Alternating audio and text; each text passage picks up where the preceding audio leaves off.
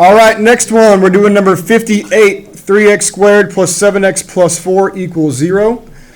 Now, just like most of these, it's going to be easiest to do by completing the square. Our first step is going to be get the ones or the constants over on the right side. 3x squared plus 7x is equal to negative 4. Now, once again, we want a 1 to be in front of our x squared. We don't want a number there. Got to factor out the number in front of x squared. Now, you'll notice that 3 and 7, or 7 is not divisible by 3. Doesn't matter. Don't freak out with it. Just factor out anyway. Gives me x squared plus 7/3 x equals negative 4. If this is not evenly divisible by that one, if our b value is not divisible by a, just go ahead and write b over a there.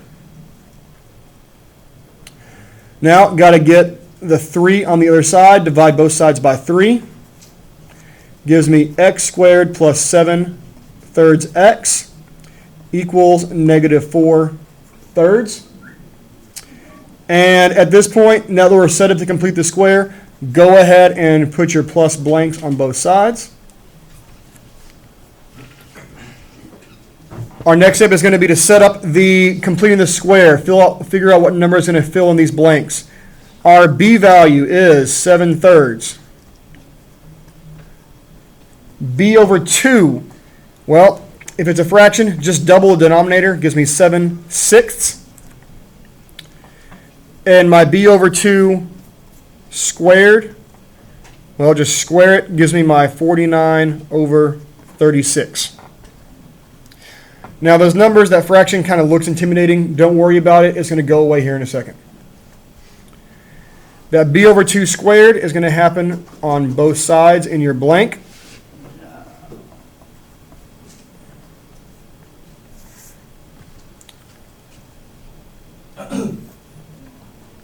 When we factor the left-hand side, we're always going to get an x with a square on it. And then this number, our b over 2, is always going to go right there. So we got plus 7/6 equals.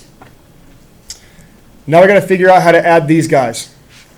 Common denominator is going to be 36. So we need to multiply by 12. It's going to give me 48/36. And that's a negative 48/36. Add those together, gives me 1/36.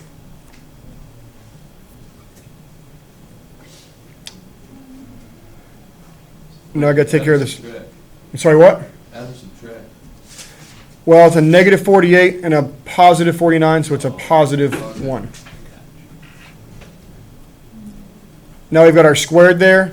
Take the square root of both sides. But remember, when you take a square root, you got to add your plus or minus on it. These guys cancel. X plus 7/6 is equal to plus or minus 1/6. 36. Oh, never mind. Now, when the square root goes away, that tells us that I could have factored if I had wanted to from the very beginning. If the square root stays there, it means there was no factors.